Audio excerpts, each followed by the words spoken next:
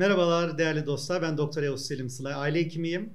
Bugün size maymun çiçeği ile ilgili çok gelen sorular var. Onları bir özet geçmek istiyorum. Maymun çiçeği virüsünün öncelikle belirtileri soruluyor bizlere. Yüksek ateş, baş ve sırt ve kas ağrıları, lenf bezlerinde şişlikler, yorgunluk hali, üşüme ve titreme, özellikle ciltte su çiçeğine benzer su dolu küçük kabarcıklar şeklinde görülen döküntüler olarak belirleniyor. Şimdi maymun çiçeği virüsü aslında Mpox adlı virüsün neden olduğu kaşıntılı bir deri döküntüsü değerli izleyenler. Ortaya çıkan, ateşe neden olan, insandan insana bulaşabilen bir hastalık. Tabii ki daha yeni Covid-19 pandemisinin etkilerini atlatamadığımız bir dönemde viral bir hastalık olarak Dünya Sağlık Örgütü Ağustos 2024'te bunu acil durum ilan edince birçok hastamız sorular sormaya başladı.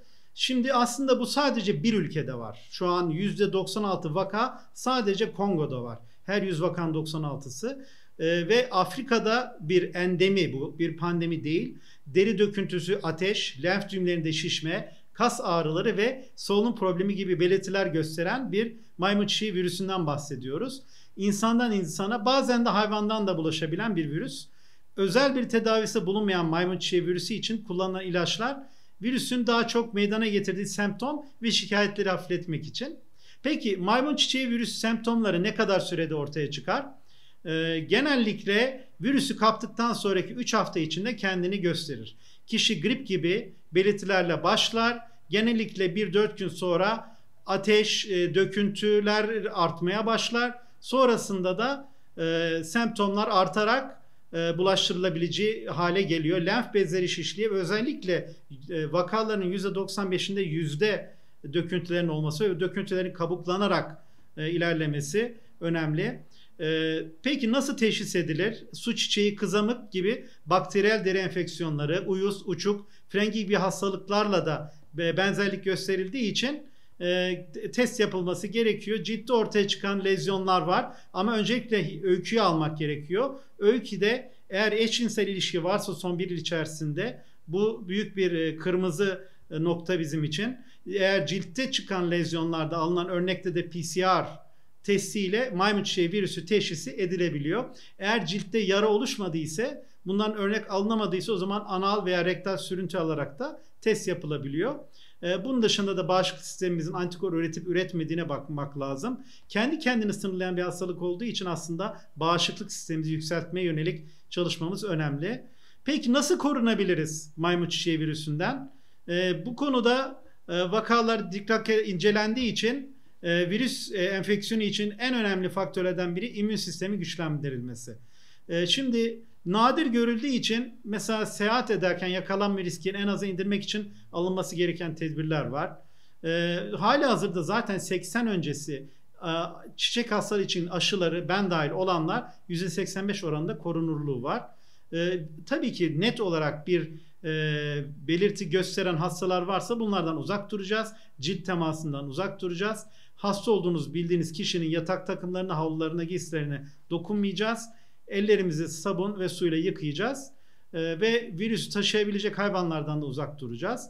Ama en önemlisi bu eşcinsel ilişki problemi Türkiye için tabii büyük bir problem değil. Çünkü biz zaten aile değerlerine önem veren bir topluluk olarak bunun Türkiye'de yayılma ihtimalini çok düşük görüyorum. Ve en önemlisi DNA virüsü bu. RNA virüsü değil. Covid biliyorsunuz bir RNA virüsüydü ve hızla solunumla bulaşıyordu. Bu ise DNA virüsü olarak yakın ilişkiyle bulaşıyor ve damlacıkla ilgili de bazı tespitler var. Bu açıdan da bulaşması da bulaşıcılığı çok daha az olduğu için hepinizi suhulete, sükunete davet ediyorum. Zaten Sağlık Bakanlığımız harika bir rehber yayınladı. Bu rehberde Halk Sağlığı Genel Müdürlüğümüzün çok güzel ayrıntılı update edilmiş hali var. Bu virüs bize yabancı bir virüs değil. 2022'de daha önce 12 vaka izole edildi Türkiye'de CDC rakamlarına göre. Ama 2024'te şu ana kadar izole edilen bir vaka yok.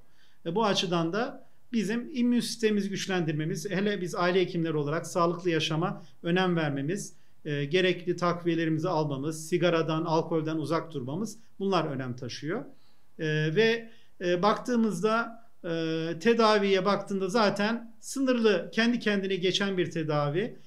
Belli belirtileri, ateşi, döküntüleri doğru tedavi ettikten sonra sıkıntı kalmıyor. Maymun çiçeği ile su çiçeği arasındaki fark nedir diye soranlar var.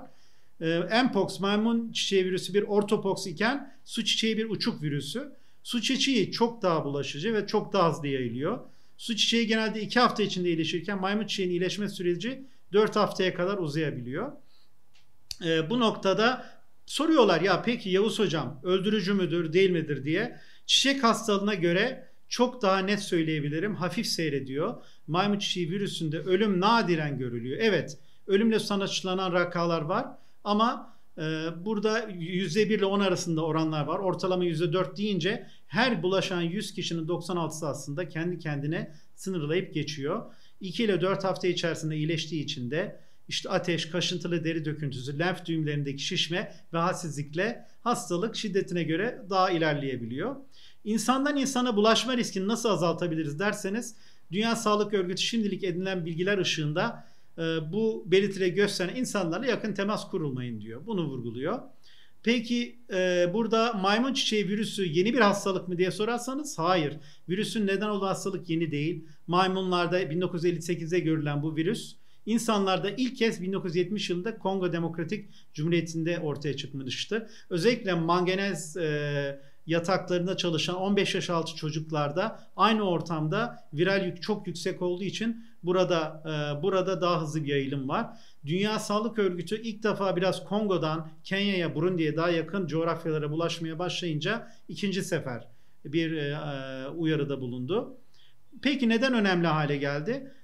Öncelikle önemli hale gelmesinin sebebi yavaş yavaş Afrika dışında da görülen vaka sayısının olması. Ama Türkiye'de hamdolsun bugüne kadar 2022'de izole edilmiş, 2024'te Sağlık Bakanımız da açıkladı. Bilim Kurulu da bugüne kadar bir maymun çiçeği vakası yok. Bunun dışında da evet cinsel temas çok etkili. Yakın temas ile bulaşması sonucu enfekte ediyor. Dünya Sağlık Örgütü'nden yapılan açıklamalarda ve ayrıca gösterilen tüm vakalarda da net bir biçimde maymun çiçeği virüsünün cinsel ilişkiyle de yayıldığı belirtiliyor.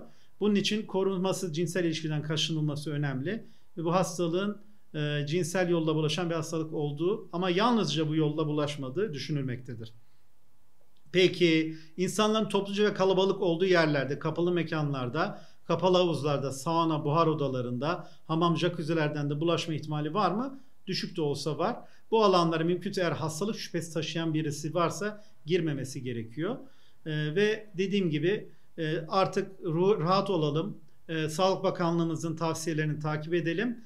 Ve ben Türkiye'nin tüm daha önce pandemiyi de başarıyla atlatmış bir sağlık grubu olarak tüm hekimlerimize, sağlık çalışanlarımıza Allah'ın izniyle bunu da suhuletle, sükunetle çok rahat atlatacağımıza inanıyorum. Sayın Sağlık Bakanımız Kemal Memişoğlu'nun da zaten yaptığı açıklamalarda da Türkiye için herhangi bir ekstra alarm durumu söz konusu olmadığı ifade edilmiştir. Ben Doktor Yavuz Selim Sıra, aile hekiminiz olarak sizleri sevgiyle, saygıyla selamlıyorum. Teşekkürler.